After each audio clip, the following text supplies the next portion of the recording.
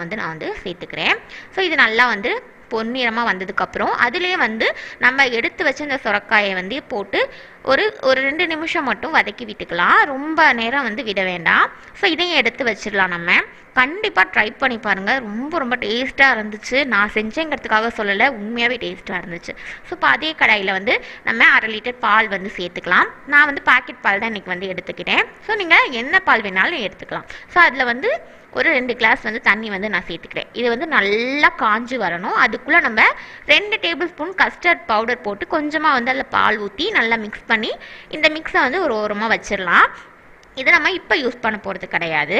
நம்ம பால் வந்து இங்கே பாருங்கள் நல்லா வந்து காஞ்சி ஆடை மேலே படிஞ்சு வந்திருக்கு. இது மாதிரி வந்ததுக்கு அப்புறமேலு இதில் வந்து நம்ம எடுத்து வச்சுருக்க அந்த சுரக்காயை வந்து சேர்த்துட்டு கொஞ்சமாக வந்து நல்லா வந்து மிக்ஸ் பண்ணி விட்டுடலாம்.